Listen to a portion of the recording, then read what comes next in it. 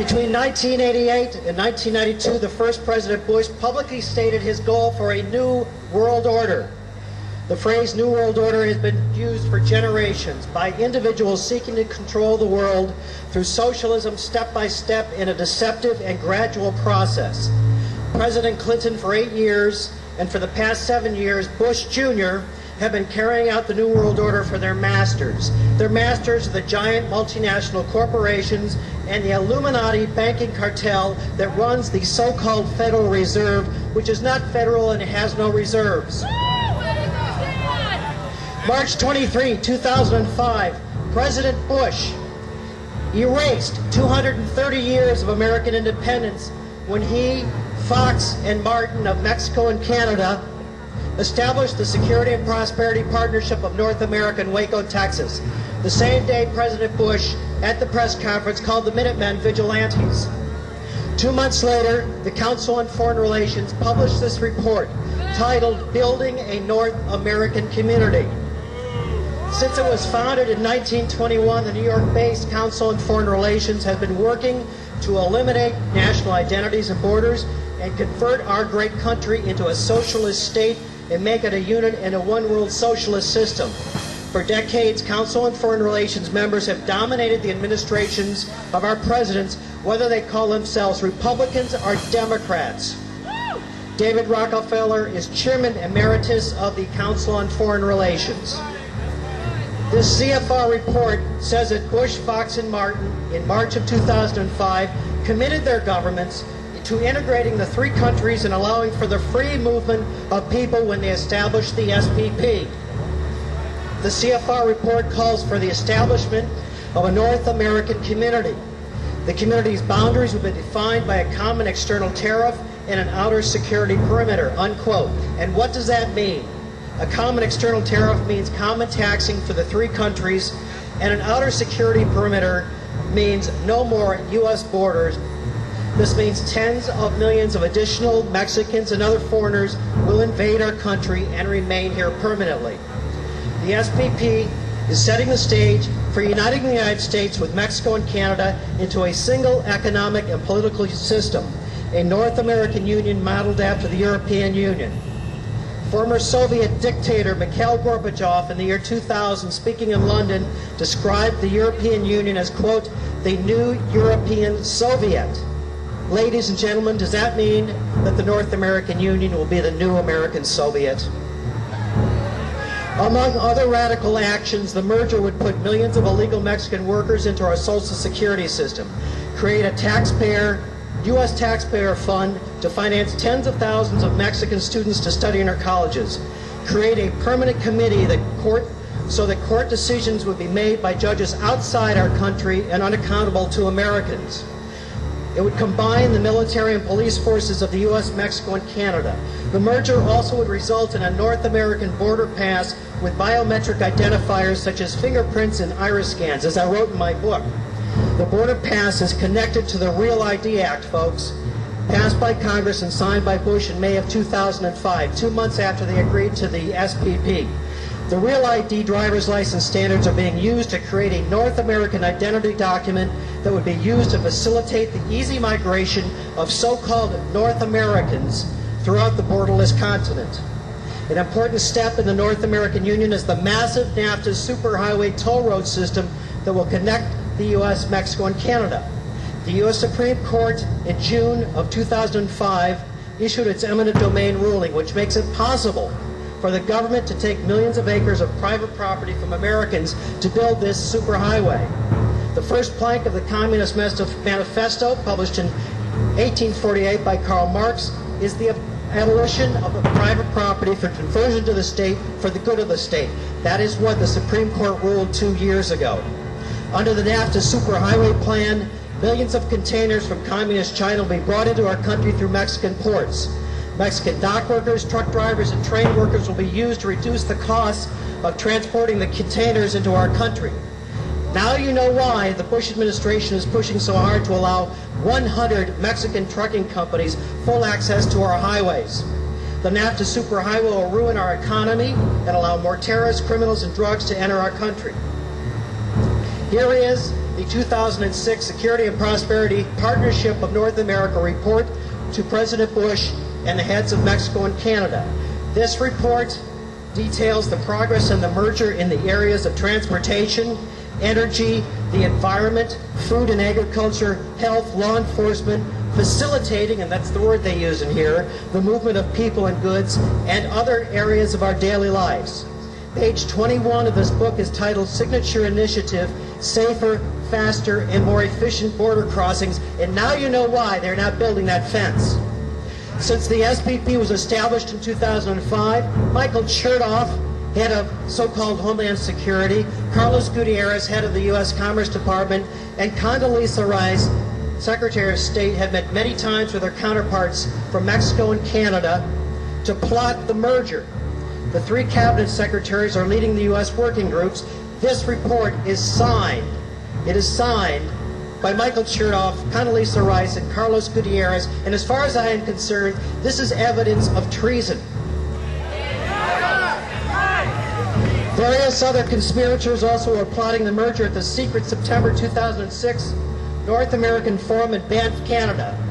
Documents obtained by Judicial Watch through Freedom of Information Act requests name the participants and what they discussed. Here's a list of about half of the U.S. participants.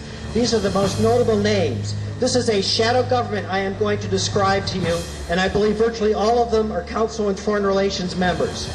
George Shultz, former U.S. Secretary of State. Deborah Bolton, political advisor to the commander at U.S. Northern Command. Ron Kobus, President of the Americas, Lockheed Martin Corporation. Ryan Henry, Principal Deputy Undersecretary of State of Defense. Admiral Tim Keating, Commander of the U.S. Northern Command.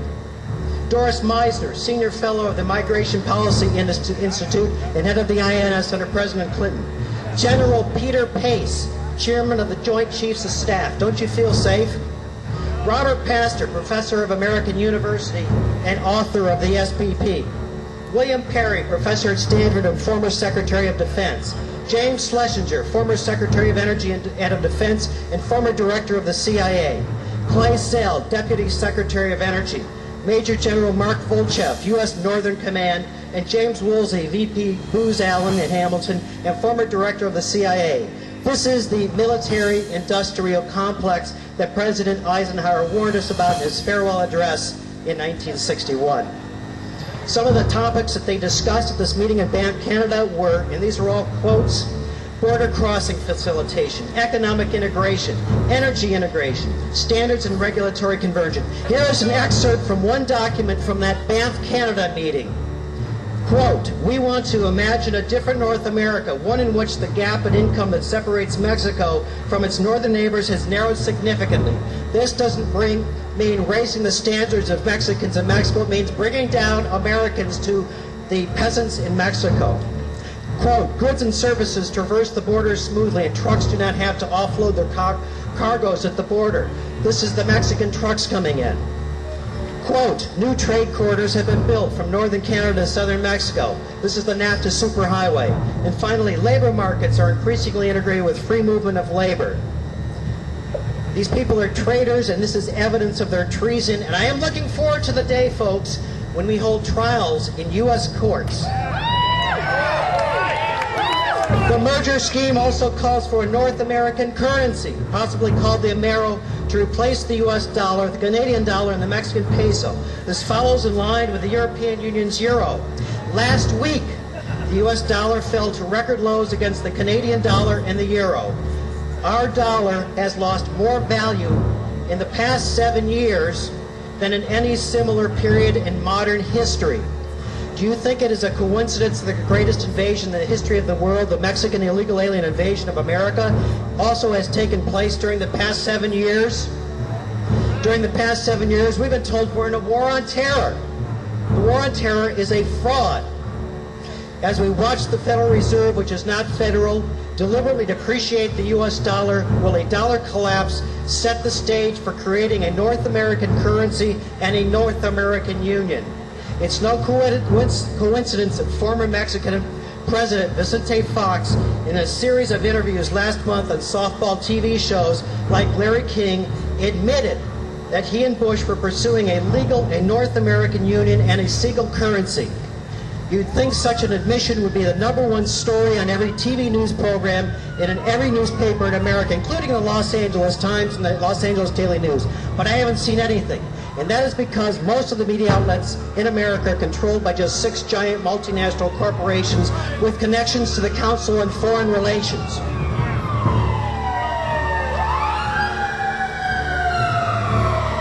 Corporate globalism is the New World Order, the destruction of a sovereign state and the creation of a world socialist government run by the super rich and their business cartels. That is why there is a European Union. Through the Bush administration, the global elite are creating a borderless continental superstate with workers making slave wages. This merger would allow a regional government of unelected bureaucrats and corporate internationals to harmonize our laws and regulations with Mexico and Canada, and that would spell the end of our Constitution and the freedoms it guarantees. And that is the goal. Now you know why our immigration laws aren't enforced and thousands of illegals are allowed to invade our country every day. Why they haven't built these 700 miles of double-layered fencing. Why agents Ramos and Campion were sent to prison for 12 years. Why hundreds of thousands of illegals are allowed to march in our streets waving Mexican flags and making demands. Why there's a push for 100 Mexican trucking companies to have unlimited access throughout the U.S. Why there's no concern about millions of Americans losing jobs to illegals or forced into lower wage jobs. Why our schools, hospitals, and jails are allowed to be flooded with people here illegally. Why the government allows thousands of Americans to be murdered, killed, and sexually assaulted by illegals, while many cities, including Los Angeles, are allowed to provide sanctuary to illegals. Why our government allows hundreds of our radio stations to be taken over by Spanish language program. America is being erased before our very eyes. And so what can we do? What can everyday Americans do to stop this treason and evil? The message throughout my book, Fighting Immigration Anarchy, American Patriots Battle to Save the Nation, is that everyday Americans can make a difference and do extraordinary things, and we are. On June 28th, Americans achieved the extraordinary with a miraculous defeat of the treacherous Bush-Kennedy Amnesty guest worker bill. That was the greatest grassroots uprising in modern politics. Some of those same senators came back in September and tried to shove it down our throats again, and we defeated them again. More Americans are now on offense, pressuring local, state, and federal officials and taking back America. Because there would not be an invasion in these massive numbers if there wasn't a scheme to merge the countries. Question every elected official and candidate on the invasion, the NAFTA superhighways, and the North American Union. Vote out those who refuse to take a pro-immigration law enforcement and an anti-North American Union position. Only elect fellow citizens who understand their primary responsibility is to the citizens of these United States and that they must uphold the U.S. Constitution. Frankly, at this point, I think we need to replace virtually all incumbents. We must send a loud, clear message that we're fed up with the New World Order and we're not going to take it anymore.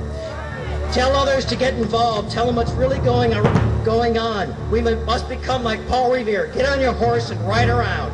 The patriotic resistance is growing, but time is quickly running out. If our freedoms, independence, standard of living, and American way of life are to be preserved, it will be up to us. God bless you and God bless America.